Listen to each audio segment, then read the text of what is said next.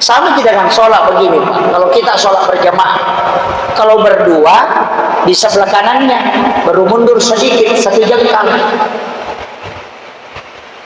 Kalau dia berdiri lurus di depan kita, di samping kita yang imam maju. Atau kita sholat sendiri, baru ada orang datang jadi makmum. Ada ulama itu yang tidak boleh menyentuh, bilang tidak boleh. Jadi kalau kita, ada kan orang begitu, kalau mau ikut sama orang di depannya sholat, dia sentuh dulu baru takbir. Oh, itu tidak boleh. Dia mengharamkan orang sholat disentuh oleh orang tidak sholat, tidak boleh. Jadi mesti takbir dulu baru sentuh kalau mau disentuh. Makanya ada ulama mengatakan jangan disentuh, cukup pakai isyarat berdehem. Kalau mau ikut berdiri di belakangnya bilang nah, itu isyarat bahwa saya ada di belakangmu mau ikut, tidak usah disentuh. Nah, ada yang mengatakan tidak disentuh supaya ada isyarat. Kalau dia mengangkat bahu kanan berarti dia sholat fardu, kalau dia mengangkat bahu kiri berarti dia sholat sunat. Itu isyaratnya. Makanya kalau ada orang berdiri sholat kita mau ikut, pegang punggungnya, tapi jangan keras-keras, nanti dia kaget. Jadi cukup diletakkan tangan begini. Kalau dia mengangkat bahu kanan berarti dia sholat fardu, silakan ikut. Tapi kalau dia mengangkat bahu kirinya berarti dia sholat sunnah. Itu kode. Tapi ada juga orang tidak tahu, sudah dipegang begini tidak goyang-goyang. Makanya fikih itu kadang susah Pak diterapkan di mana-mana, karena itu juga berkaitan ilmu.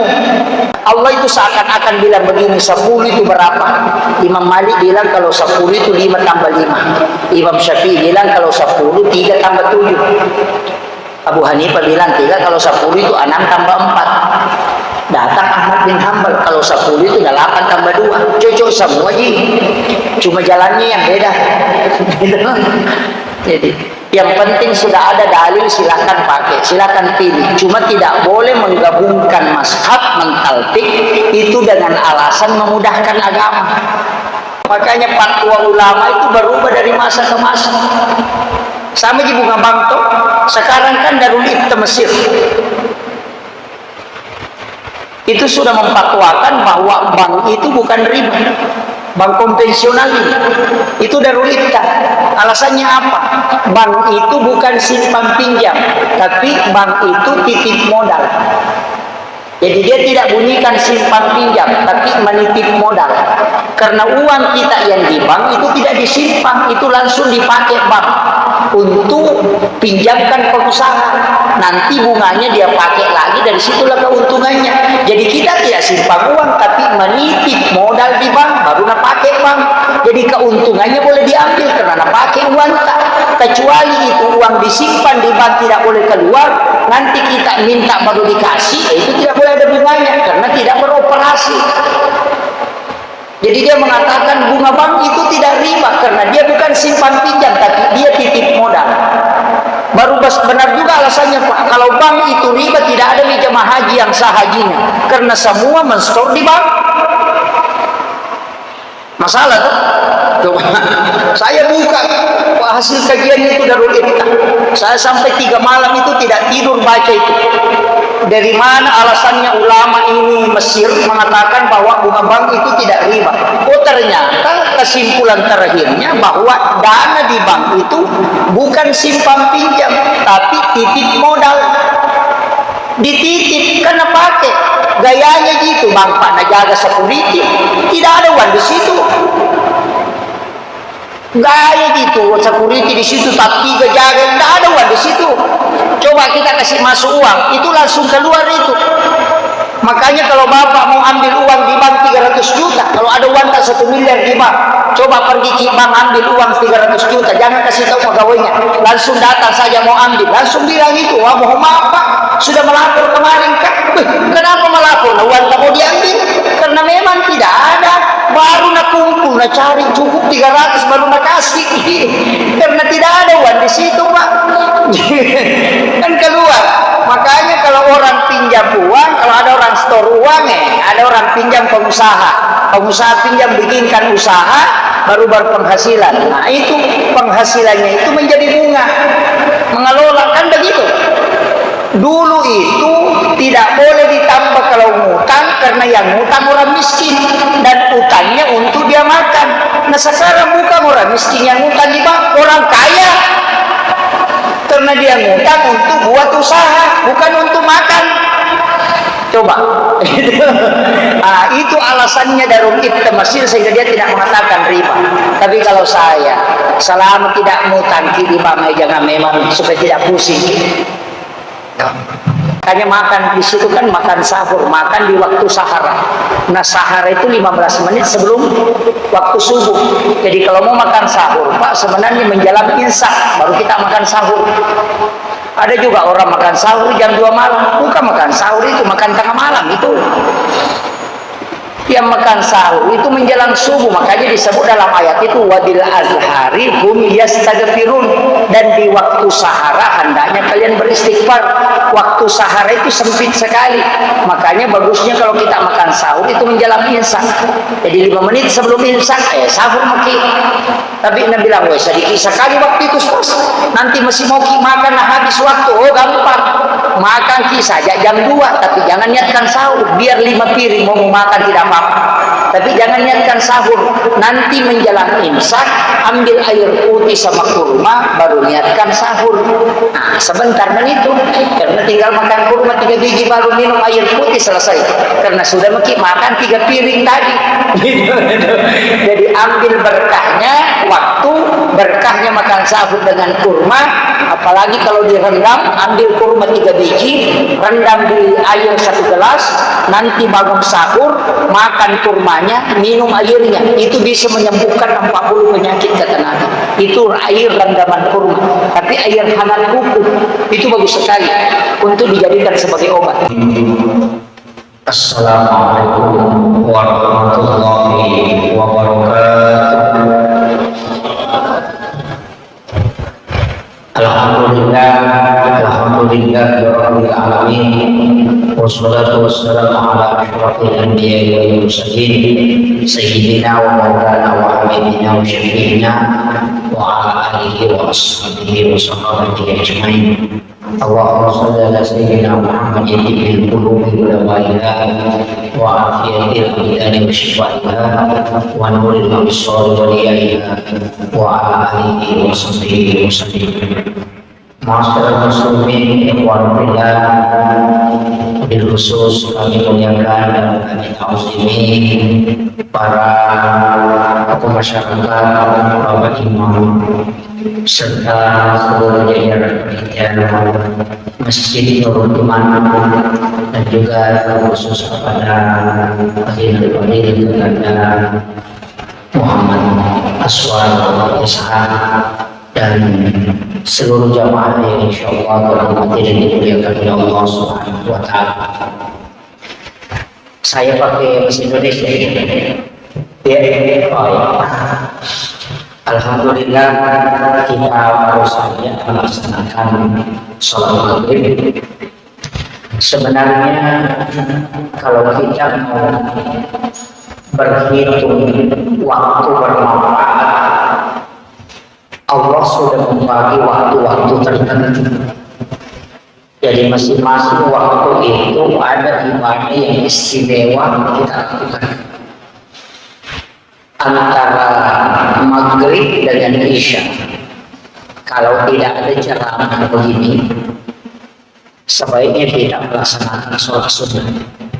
Ada sholat sunnah itu yang paling bagus kita kerjakan antara maghrib dengan isya. Itu disebut sholat sunat awabin. Itu 6 rakaat. Hadis sahih. Jadi 6 rakaat sholat dikerjakan sesudah sholat sunnah ba'diyah maghrib. Jadi 2 rakaat sebelum salam. Itu Rasulullah menyampaikan siapa yang melaksanakan sholat ini 1 kali, itu sama dengan melaksanakan sholat 12 tahun lamanya, dan diampuni dosa selama 80 tahun. Makanya sholat ini 2 namanya. Ada yang menyebutnya sholat sunat taubat, ada yang menyebutnya sholat sunat awabin. Kenapa disebut awabin? Karena itu sholat sunat orang yang kembali. Awabin itu kan kembali. Karena kita mengerjakan, mengurus dunia seharian, maka antara maghrib dengan isya ini kita kembali ke masjid. Makanya lebih utamanya kalau sudah sholat maghrib tidak usah pulang ke rumah, kita tinggal di masjid melaksanakan sholat sunat ini 6 rakaat. Orang yang mengerjakan sholat ini setiap hari dalam 1 bulannya berarti 30 hari kali 12 tahun, itu sama dengan 360 tahun umurnya dinilai sholat dalam 1 bulan. Itulah yang dimaksud dengan umur yang pendek tapi berkah. Kenapa disebut sholat sunat taubat? Karena sholat ini menghapuskan dosa. Itu kata Rasulullah, itu menghapuskan dosa selama 80 tahun lamanya. Tapi dosa itu perhitungan akhirat, bukan perhitungan dunia. Karena 1 kali saja orang meninggalkan sholat subuh, itu Rasulullah mengatakan akan dicelupkan di dalam api neraka selama 80 tahun lamanya. Itu 1 kali saja, baru sholat subuh. Itu 80 tahun dicelupkan di dalam api neraka. Nah, perbandingan dunia dengan akhirat itu beda. 1 hari di akhirat itu sama dengan 5.000 tahun di dunia. Jadi makanya siksaan itu memang berat. Hanya saya sering sampaikan, kita harus banyak melaksanakan ibadah-ibadah sunnah karena umur kita tidak panjang. Hanya 60-70. Rasulullah mengatakan likulli sayyidin hasabi wa hasabi ummati baina sittina wa sab'ina. Umur umatku itu antara 60-70 tahun. Nah, kalau bapak umurnya 70 tahun, ada 10 tahun tidak dinilai karena itu belum balik. Berarti kalau 60 tahun palingan maksimal 50 tahun itu baru terhitung. Nah, kalau kita ibadah 50 tahun itu tidak banyak. Karena dalam 1 waktu sholat itu paling tinggi 5 menit kita sholat. Sholat maghrib 5 menit, sholat isya 5 menit, sholat subuh 5 menit, sholat zuhur dan asar 5 menit. Jadi 5 kali 5 25, tidak cukup setengah jam. Nah, waktu yang kita dikasih oleh Allah itu 24 jam. Nah, waktu yang kita pakai sholat itu cuma 25 menit. Kalau dikali anak 50 tahun itu hanya sekitar 3 bulan 8 hari. Jadi kalau waktu 3 bulan 8 hari ini yang kita gunakan sholat, kadangkala dosa kita lebih banyak daripada sholat kita. Sholatnya 5 menit, gosip setengah jam, itu makruh 25 menit. Nah, jadi makanya kalau kita tidak mencari ibadah-ibadah sunnah untuk menutupi kekurangan-kekurangan ibadah, kita jadi masalah. Dari sinilah ulama kita mengajarkan kenapa itu niat penting. Karena niat ini yang menentukan satu perbuatan, apakah perbuatan itu menjadi perbuatan akhirat yang mendatangkan pahala atau tidak. Ada orang tidur 10 jam, itu tidak dapat apa-apa. Tapi ada orang tidur 10 jam, itu dapat pahala ibadah. Itu karena niat. Makanya tidur itu terbagi. Ada tidur ilahiyah, ada tidur sunnatullah, ada tidur syaitaniyah. Kalau tidur ilahiyah berarti tidur yang berpahala. Yang mana tidur berpahala? Yang pertama, orang yang tidur untuk ibadah. Makanya Bapak Ibu sekalian kalau mau tidur kalau malam, niatkan memang bahwa saya mau tidur cepat supaya bisa bangun sholat tahajud. Berapa lama kita tidur itu dinilai ibadah di hadapan Allah. Karena tidurnya kita untuk ibadah. Itu tidur yang berpahala. Bapak kalau tidak berniat begitu, rugi betul itu. Sama kalau orang bilang mau tidur cepat supaya bangun nonton nanti sepak bola, itu tidak ada dia dapat itu. Kan begitu. Jadi kalau kita mau tidur, niatkan memang untuk bangun sholat tahajud. Kalau bukan sholat tahajud, niatkan untuk bangun sholat subuh. Maka orang itu tidur untuk ibadah, maka tidurnya itu berpahala. Itu penting kan? Makanya inilah yang disebut dengan tidur ilahiyah. Yang kedua, tidur yang berpahala adalah tidurnya orang yang mengistirahatkan diri dari sholat untuk sholat. Misalnya kita sudah sholat tahajud, waktu subuh masih ada 2 jam, kita mengatakan saya mau tidur sejenak untuk mengistirahatkan diri supaya bisa nanti maksimal sholat subuh. Itu ibadah itu. Berapa lama kita tidur itu dinilai ibadah, karena tidurnya istirahat dari ibadah untuk ibadah. Makanya kalau kita hitung, Pak, umur kita ini lebih banyak tidur daripada ibadah. Kalau kita tidak hitung begitu, makanya ulama-ulama kita dari dulu, dari situlah alasannya Imam Nawawi Ad-Dimashqi dalam kitab Hadis Arba'in Nawawi, hadis pertama yang dia tulis dalam kitab Hadis Arba'in itu adalah hadis tentang niat. Innamal a'malu binniyat wa innamal likulli imri'in ma nawa. Setiap segala sesuatu itu didapatkan sesuai apa yang diniatkan. Dan ibadah itu tergantung kepada niatnya. Makanya tidur orang niatnya apa? Kalau dia untuk bangun ibadah, maka itu menjadi ibadah. Karena Allah mengatakan hambaku tidur untuk beribadah kepadaku. Maka sejak itu dia sudah mendapatkan pahala ibadah. Tapi kalau kita tidak niatkan, ya tidur saja, tidak dapat apa-apa. Tidur yang ketiga yang berpahala adalah tidur menghindari dosa. Tarkul haram istilahnya. Makanya ulama kita mengatakan an-naumu tarkul haram, tidur itu meninggalkan dosa. Misalnya, kalau saya tidak tidur ini, saya bisa melakukan dosa. Misalnya saya bisa nonton, saya bisa dengarkan orang gosip. Apalagi kalau ibu-ibu, teman-temannya sudah gosip. Kalau saya tidak tidur ini, dengar semua ini, jadi masalah. Lebih baik saya tidur. Jadi orang yang menghindari itu artinya tidurnya untuk menghindari dosa. Maka itu tidur berpahala. Makanya orang puasa ketika tidur itu bisa berpahala, bisa juga berdosa. Cuma ulama Indonesia itu pakai kaidah bahwa tidurnya orang berpuasa itu ibadah. Itu tidak berlaku di Indonesia. Kalau orang Arab itu marah kalau dengar itu. Makanya orang Indonesia itu kalau puasa biasa tidur terus. Sudah makan sahur tidur, nanti sholat duhur baru bangun. Sudah itu tidur lagi, sholat asar tidur lagi, nanti 5:30 baru bangun. Langsung dia bilang, capek aku berpuasa. Apa capek berpuasa? Baru 1 jam puasa itu. Gitu. Padahal puasa itu kan, ya tapi tidak masalah, karena orang itu tidak banyak dosanya. Walaupun nanti pahalanya juga tidak banyak. Kan begitu. Nah, sekarang di kita ini kan tinggal mencari tujuannya untuk apa. Semua ibadah begitu, Pak, tergantung pada niat. Semua ibadah begitu. Makanya sholat, puasa, zakat, itu semua niat itu menjadi kunci. Dari sinilah ulama Syafi'i, yang mazhab Syafi'i itu menjadikan niat itu sebagai hal pokok dalam setiap ibadah. Setiap mau sholat itu harus niat. Dan niat itu ada 2. Ada niat yang dilapaskan, ada niat yang tidak dilapaskan. Kalau niat yang dilapaskan disebut at-talaffuz bin niyah. Kapan? Sebelum takbir. Di saat kita sudah berdiri, di situ kita berniat. Nanti selesai niat baru takbir. Itu pakai at-talaffuz bin niyah.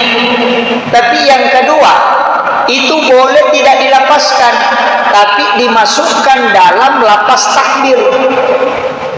Ketika kita sudah mengangkat tangan mengatakan Allah, di saat mengatakan Allah, di situ kita berniat dalam hati. Itu yang paling utama kalau menurut mazhab Syafi'i. Jadi tidak dilapaskan, tapi ketika mengatakan Allah, di situ kita berniat. Cuma untuk orang yang sudah lancar. Tapi kalau tidak lancar jadi masalah, karena nanti takbirnya terlalu panjang. Allah, kenapa harus mengatur? Orang yang tidak begitu, yang was-was, lebih baik berniat sebelum takbir. Makanya Imam Syafi'i mengatakan niat itu dihadirkan di saat berdiri mau sholat, bukan di rumah. Ada juga orang di rumahnya berniat, nanti langsung tiba di masjid langsung Allahu Akbar, tidak berniat lagi karena sudah berniat di rumahnya. Itu pakai pendapatnya Imam Malik. Tapi Imam Malik itu kalau dari rumahnya sudah berwudu, tidak berwudu di masjid, berwudu di rumahnya. Jalan ke masjid itu tidak pernah melihat ke depan, itu selalu tunduk dan menjaga sikirnya tidak lepas. Nanti langsung di masjid langsung mengangkat karena sudah terkoneksi memang di rumahnya dan sudah disolat sunnah di sana. Kita berniat di rumah, habis 3 batang rokok langsung takbir, oh tidak bisa.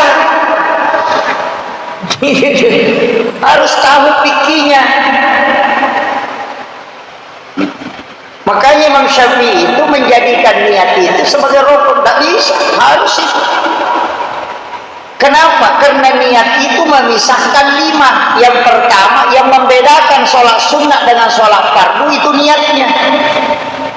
Yang membedakan sholat pada waktunya dan bukan waktunya itu juga niat.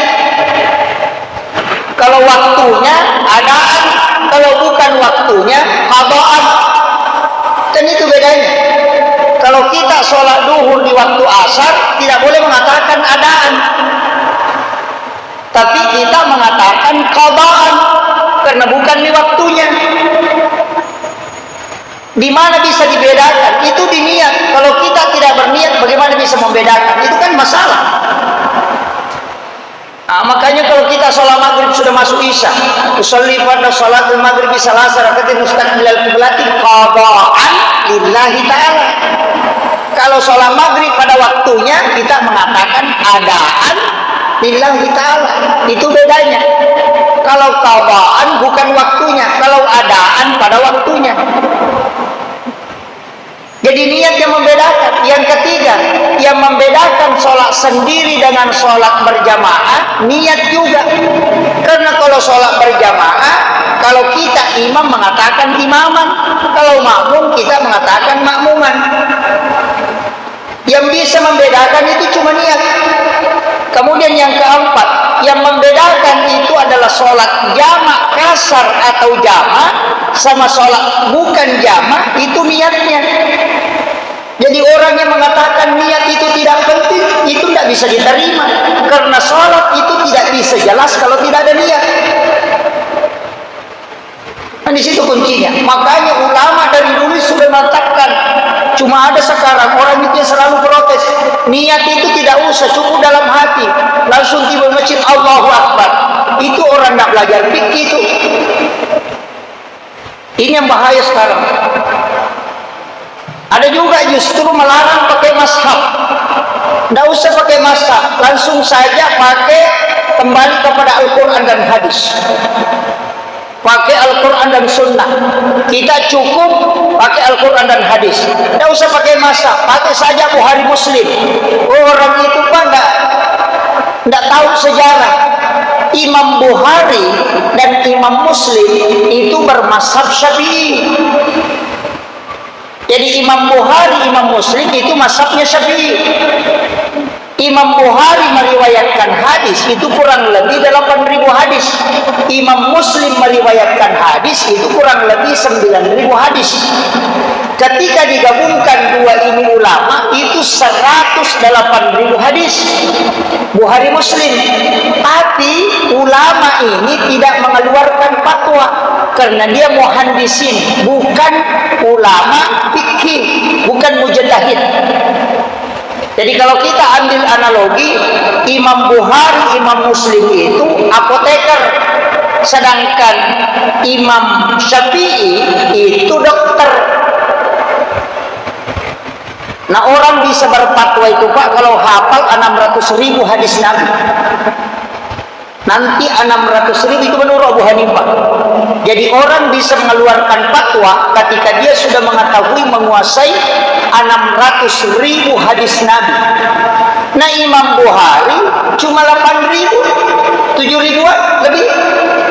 Imam Muslim 8.000 lebih.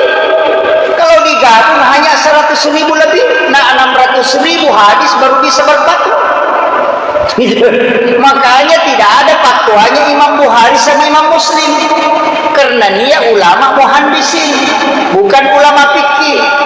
Yang punya fatwa itu ulama fikih, Imam Syafi'i, Imam Malik, Abu Hanifah dan Ahmad bin Hanbal. Abu Hanifah itu lahir di Irak, ulama pertama. Dia lahir di Irak, tampaknya Saddam Hussein. Tahun berapa? Tahun 80 Hijrah. 70 tahun meninggalnya Nabi baru dia lahir. Dan belum ada kitab hadis, belum ada. Yang ada baru Al-Quran yang dibukukan. Hadis belum dibukukan, karena yang pertama menulis kitab hadis itu Imam Malik. Itulah yang disebut kitab Al-Muwatta Malik, kitab hadis. Belum ada Bukhari Muslim, itu belakangan.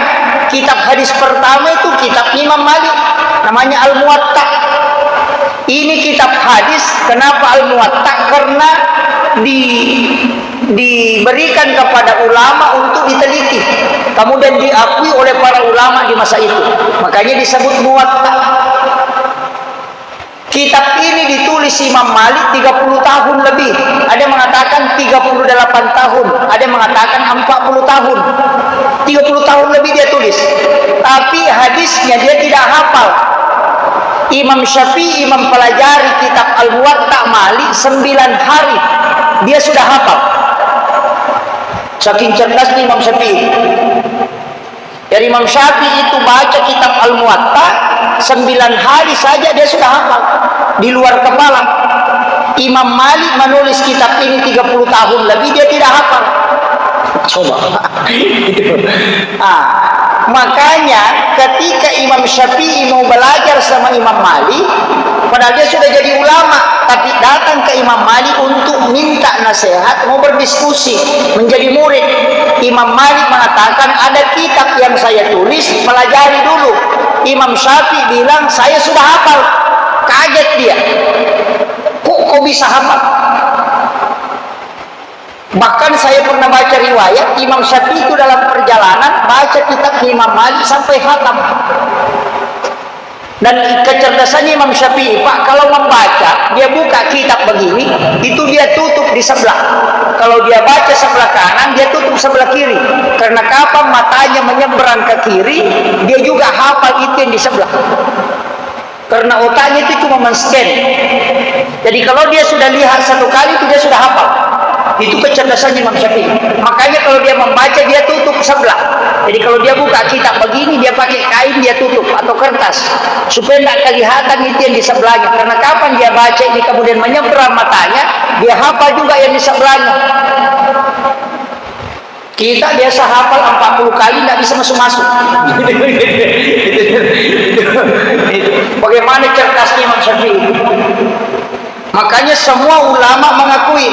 Saya pernah baca dalam kitab Risalah, Imam Syafi'i itu punya 388, ada yang mengatakan 389 guru. Jadi dia punya guru itu 300 lebih. Kita guru itu cuma berapa? Guru TK, guru ngaji. Dia itu ulama memang. Makanya fatwa-fatwa Imam Syafi'i itu kalau kita lihat dasarnya susah memang dibantah. Coba kayak itu tadi niat. Dia mengatakan mesti berniat, karena yang membedakan ya niat. Yang kedua, Imam Syafi'i itu kalau dalam sholat dia menyuruh kita baca basmalah jahar, karena dia bilang basmalah itu adalah bagian dari suratul Fatihah. Karena suratul Fatihah itu kan 7 ayat, disebut Sab'ul Masani. Kalau tidak masuk basmalah berarti cuma 6 ayat.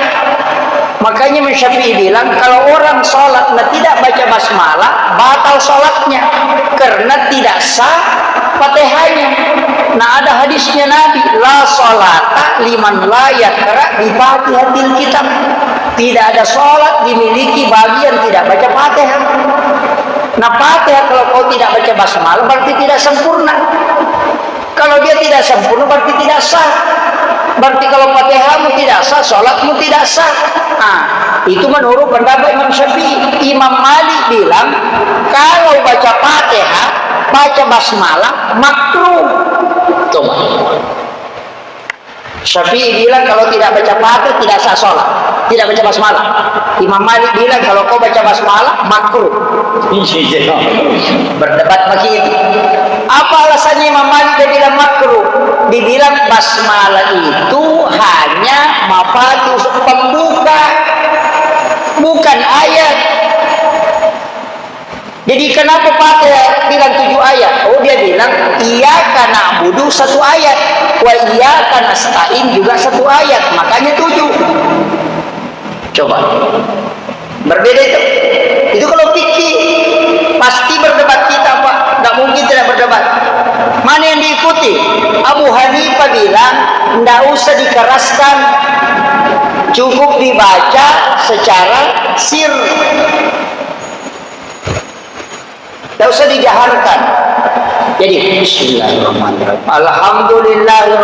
Imam Syafi'i bilang kenapa ada kecil ada besar. Ya kalau gitu. Jadi kalau kita mau berdebat, Pak, tidak sholat itu. Makanya saya kuncinya satu. Kalau imam itu baca basmalah jahar ketika baca Fatihah, ya ikuti. Kalau ada orang menjadi imam di masjid ini dari luar, baik Muhammadiyah ataupun dari Salafi ataupun dari mana, nah dia mau jadi imam mestinya dia jaharkan basmalah, karena dia mengikuti adab yang ada di masjid itu, tidak boleh dia merubah. Makanya Imam Syafi'i itu ketika ke masjidnya Abu Hanifah, kan sudah meninggal Abu Hanifah, yang tinggal itu muridnya namanya Abu Yusuf. Imam Syafi'i datang di situ disuruh jadi imam, dia jadi imam sholat subuh. Imam Syafi'i tidak kunut, padahal Imam Syafi'i bilang kalau orang sholat subuh dan tidak kunut itu sujud sahwi, tapi Imam Syafi'i tidak kunut. Imam Syafi'i juga tidak menjaharkan basmalah. Setelah salam, seluruh jamaah tanya muridnya Imam Syafi'i, kenapa tidak kunut tadi? Kita tunggu engkau kunut dan kami mau ikut aminkan. Imam Syafi'i bilang tidak, saya kunut karena masjid ini masjidnya Abu Hanifah, yang ikut di belakang saya murid-muridnya Abu Hanifah yang tidak kunut subuh. Kalau saya kunut saya salah, karena saya merubah adab yang ada di sini. Coba. Kita kadang mentang-mentang baru 3 hari belajar langsung datang salah semua, pokoknya dia yang benar. Allahu Akbar. Wah, ini jadi masalah ini. Itu yang banyak mengacaukan umat, dan itu tidak boleh. Kita itu punya adab. Saya itu, Pak, kalau ceramah di masjidnya Muhammadiyah, saya lebih Muhammadiyah daripada Muhammadiyah. Karena itu menghargai adabnya, menghargai ibadah yang ada di situ. Selama ibadah itu ada dalilnya. Kecuali memang tidak ada, ya jadi masalah. Nah, pendapat ulama, ketika ulama sudah berbeda pendapat, itu sudah pasti ada dalil. Karena hanya kenapa berbeda? Karena memahami dalil yang menyebabkan berbeda. Dan begitu, jangan bilang ini tidak ada dalilnya. Kalau sudah pendapat mazhab pasti ada dalil, cuma kau yang tidak temukan. Coba saya kasih mana yang kita kalau bicara dalil ada semua. Ulama kita dari dulu itu sudah tahu, oh ini hadisnya ini banyak, cuma kadang kita pertentangkan. Sama juga dengan baca Fatihah. Kalau ada makmum, bagaimana hukumnya makmum? Apakah dia baca Fatihah atau tidak? Kalau Imam Syafi'i wajib baca Fatihah. Makmum itu tidak boleh tidak baca Fatihah. Jadi nanti imam selesai baca Fatihahnya, walaqolin, amin, diam sejenak, kemudian makmumnya diberi kesempatan baca Fatihah. Yang kedua, boleh dia mengikuti dalam hati. Dua-duanya dibolehkan, karena Imam Syafi'i mengatakan kalau dia tidak baca itu tidak sah. Karena pakai kaidah la sholata liman la yaqra bi Fatihatil kitab. Tapi Imam Abu Hanifah dengan Imam Malik mengatakan tidak usah. Kalau imam sudah baca Fatihah, tidak usah kau baca Fatihah.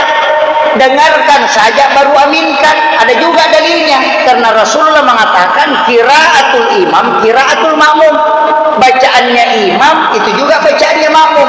Jadi kalau imam sudah baca, tidak usah mau kebaca. Nabi bilang itu tadi makmumang, cukup aminkan saja, sudah selesai persoalan. Kan begitu. Jadi mana yang benar? Benar semua. Tapi mana yang kita pakai? Tergantung mana yang kita yakini. Tapi jangan salahkan yang dipakai orang. Jadi orang itu berdebat, Pak, kalau dia saja yang dianggap benar, wah itu berdebat pasti itu. Iya, sama sih kalau ada pilihannya orang, presidennya saja yang dianggap bagus, wah berdebat itu. Calegnya saja dianggap bagus, wah bertengkar itu. Bajunya saja yang dianggap bagus, wah berkelahi itu. Mobilnya saja Nabi bilang bagus, Nabi bilang semua mobil itu jadi mobilku saja yang bagus, wah berkelahi itu. Tapi kalau bilang ini bagus, makanya pendapat Imam Syafi'i cocok dipakai di Indonesia. Kenapa?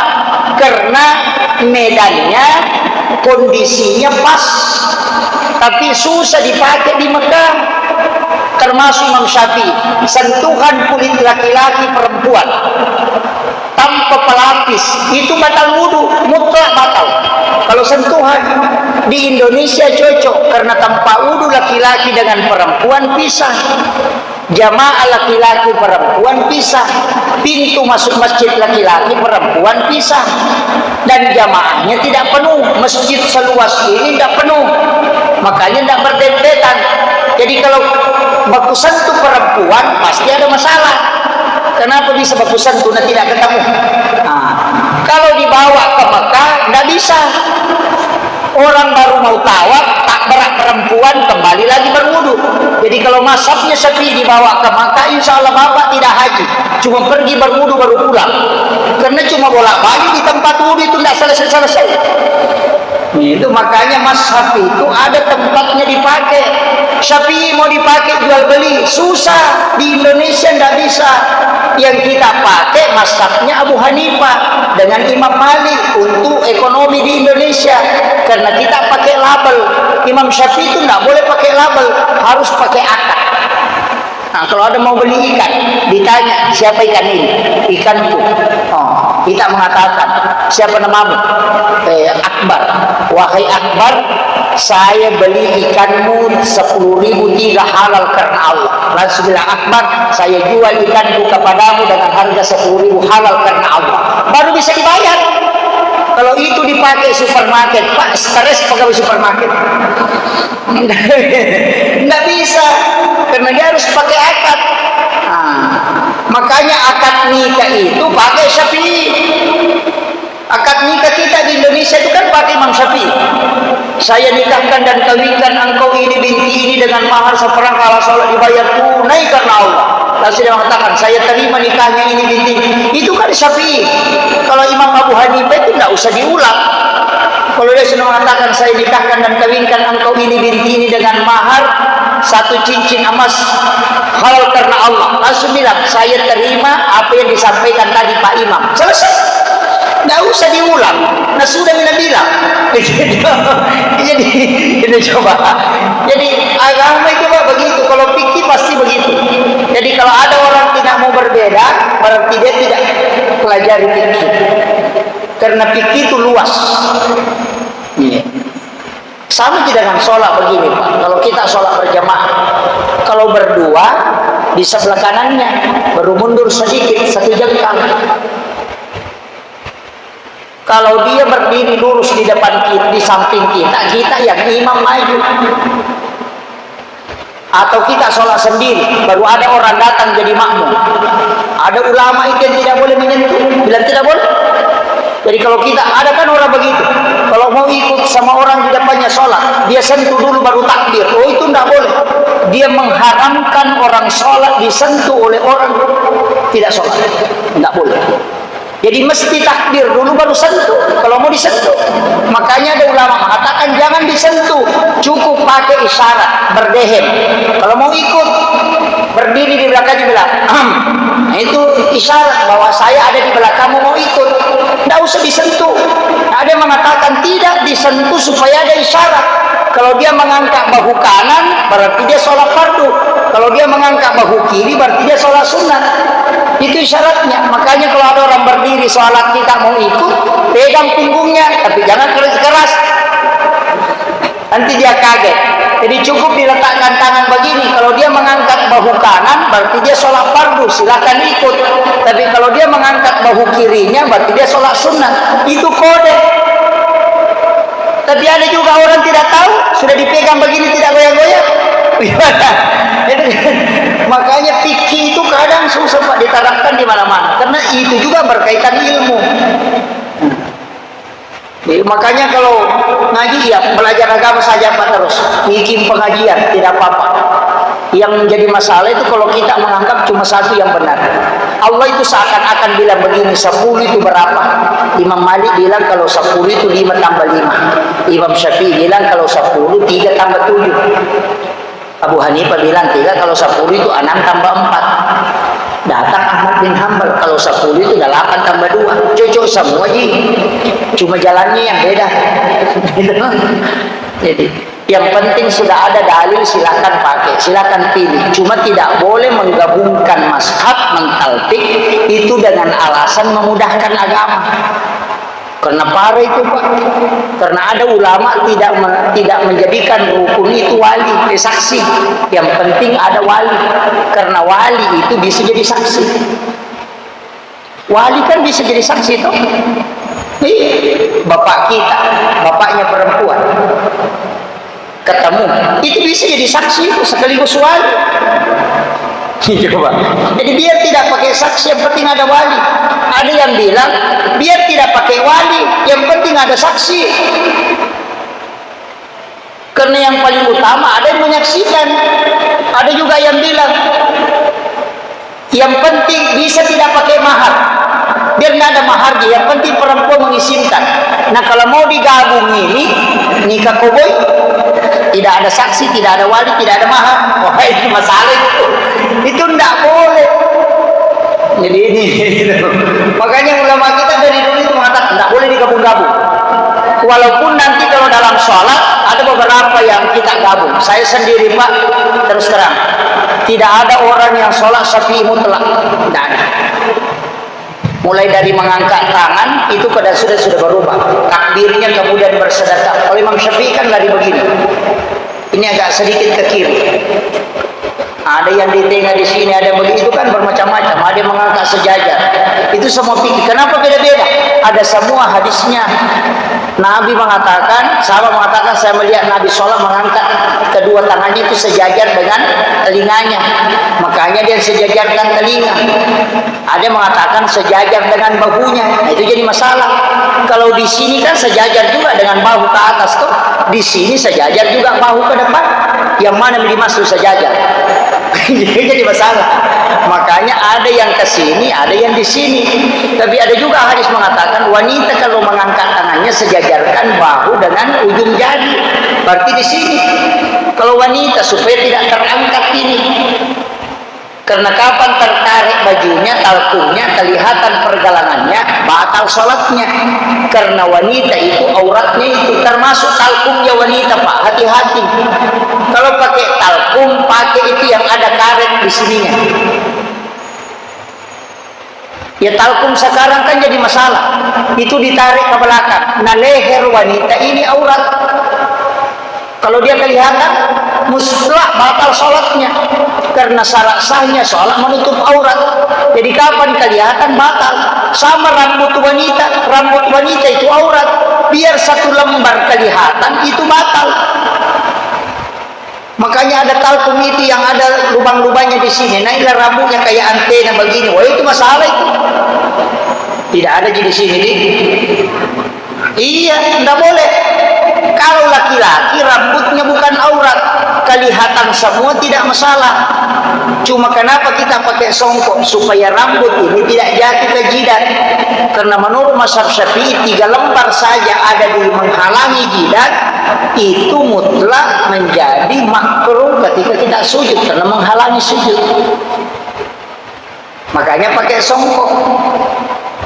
Ada juga orang mentang-mentang baru belajar agama langsung bilang, siapa yang sholat tidak pakai songkok, makruh sholatnya. Ah, itu bukan hadisnya Nabi, itu hadisnya penjual songkok. Iya, iya. Jadi rambut kita itu bukan aurat. Makanya orang gundul itu Pak, dia tidak pakai songkok. Cuma kalau dia pakai songkok menutup kepala disebutlah kopiah kita. Karena dulu di pesantren itu menjadi kopiah. Karena dulu ulama kita tidak mau pokoknya. Coba lihat buka fatwa tahun 1973. Bukan 1942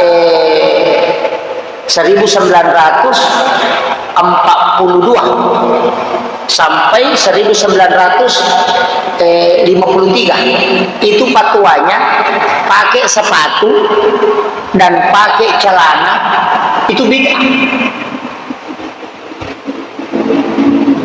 Makanya orang yang pakai celana panjang itu dianggap tasyabbah, pakai sepatu itu dianggap tasyabbah karena mengikuti Belanda. Karena Belanda itu pakai sepatu. Nah, Belanda itu kan orang kafir. Dia bilang itu mengikuti orang kafir. Makanya tidak boleh pakai sepatu. Kalau fatwa itu berlaku sekarang Pak, semua ulama sudah bid'ah. Karena sudah sekarang sudah pakai sepatu. Kepala KUA itu tasyabbah semua itu. Makanya fatwa ulama itu berubah dari masa ke masa. Sama di Bunga Bangto. Sekarang kan Darul Ifta Mesir itu sudah memfatwakan bahwa bank itu bukan riba, bank konvensional ini. Itu Darul Ifta. Alasannya apa? Bank itu bukan simpan pinjam, tapi bank itu titip modal. Jadi dia tidak bunyikan simpan pinjam, tapi menitip modal. Karena uang kita yang di bank itu tidak disimpan, itu langsung dipakai bank untuk pinjamkan pengusaha. Nanti bunganya dia pakai lagi, dari situlah keuntungannya. Jadi kita tidak simpan uang, tapi menitip modal di bank, baru nak pakai bank. Jadi keuntungannya boleh diambil karena nak pakai uang tak. Kecuali itu uang disimpan di bank tidak boleh keluar, nanti kita minta baru dikasih, itu tidak boleh ada bunganya karena tidak beroperasi. Jadi dia mengatakan bunga bank itu tidak riba karena dia bukan simpan pinjam, tapi dia titip modal. Baru benar juga alasannya Pak. Kalau bank itu riba, tidak ada jemaah haji yang sah hajinya karena semua menstore di bank. Masalah tuh. Coba saya buka hasil kajian itu Darul Ifta. Saya sampai 3 malam itu tidak tidur baca itu. Dari mana alasannya ulama ini Mesir mengatakan bahwa bunga bank itu tidak riba? Oh, ternyata kesimpulan terakhirnya bahwa dana di bank itu bukan simpan pinjam, tapi titip modal. Dititip karena pakai gayanya gitu, bang Pak najaga security, tidak ada uang di situ. Gaya gitu, security di situ, tapi jaga, tidak ada uang di situ. Coba kita kasih masuk uang, itu langsung keluar itu. Makanya kalau bapak mau ambil uang di bank 300 juta, kalau ada uang tak 1 miliar di bank, coba pergi ke bank ambil uang 300 juta, jangan kasih tahu pegawainya, langsung datang saja mau ambil, langsung bilang itu, wah mohon maaf Pak, sudah melapor kemarin Kak. Kenapa melapor? Nah, uang tak mau diambil, karena memang tidak ada. Baru nak kumpul, nak cari cukup 300 baru nak kasih, karena tidak ada uang di situ Pak. Kan keluar. Makanya kalau orang pinjam uang, kalau ada orang store uang, ada orang pinjam pengusaha, pengusaha pinjam bikinkan usaha, baru berpenghasilan. Nah itu penghasilannya itu menjadi bunga, mengelola, kan begitu. Dulu itu tidak boleh ditambah kalau ngutang, karena yang ngutang orang miskin dan utangnya untuk dia makan. Nah sekarang bukan orang miskin yang ngutang di bank, orang kaya. Karena dia ngutang untuk buat usaha, bukan untuk makan. Coba. Itu alasannya Darul Ifta Mesir sehingga dia tidak mengatakan riba. Tapi kalau saya, selama tidak ngutang di bank, jangan memang supaya tidak pusing. Karena susah itu kalau ada utang, tidak mau tidur mati. Apalagi kalau dibayar tanggal 10, nah sudah tanggal 8, stres sih. Kalau sudah nak bayar itu stres lagi, punya bilang ada mau gak dibayarkan lagi bulan depan, orang stres terus itu. Makanya ibu-ibu jangan selalu bikin kredit. Sekarang orang senang sekali mah kredit, kasurnya diseredit, terus spring bag-nya di kredit, semua kredit. Semua mau bikin arisan, itu jadi masalah. Makanya ada yang mengharamkan arisan. Kalau saya masih belum mengharamkan. Ada yang mengharamkan arisan itu karena arisan itu kan sebenarnya utang. Kan utang toh. Kalau bapak ngarisan 10 orang, kemudian di lot kita naik, kita ambil uang, sebenarnya itu kita berutang sama 9 orang. Ya kan begitu. Arisan itu utang sebenarnya Pak, cuma utang yang disepakati. Ya kan begitu. Iya, karena kan kalau sudah di lot 1 kali kita yang dapat, berarti 9 orang ditempati berutang. Begitu. Makanya arisan itu ada yang mengharamkan. Kalau saya belum mengharamkan, tidak sampai mengharamkan kalau arisan, dan itu masih disepakati. Kecuali yang ditambah di lot pertama bayar 100, nanti lot kedua 110, itu tidak boleh karena itu sudah riba. Itu. Jadi makanya hati-hati juga mengarisan. Oh, ini sudah masuk isya ya. Yang terakhir sudah masuk Pak. Mana yang diikuti? Yang bunyi atau yang di belakang? Sama saja. 139, 138, sama saja itu. Begini.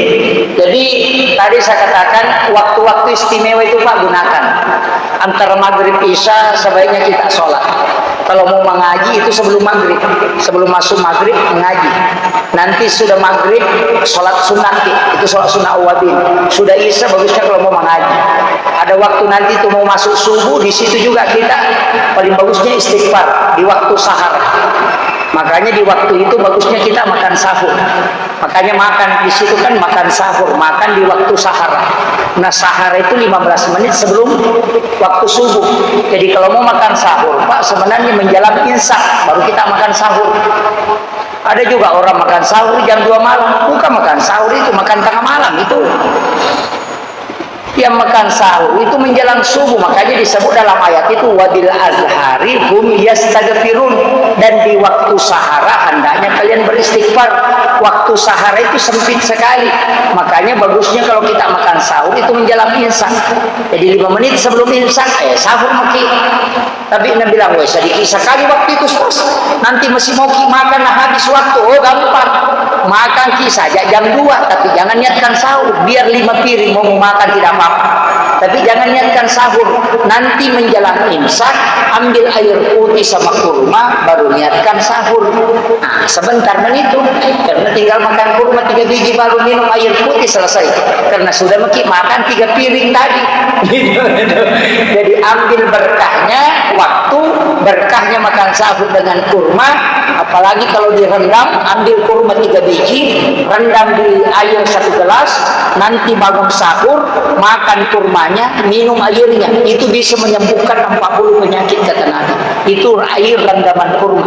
Tapi air hangat kuku itu bagus sekali untuk dijadikan sebagai obat. Akhirul kalam, wallahul muwaffiq ila aqwamit thoriq. Assalamualaikum warahmatullahi wabarakatuh.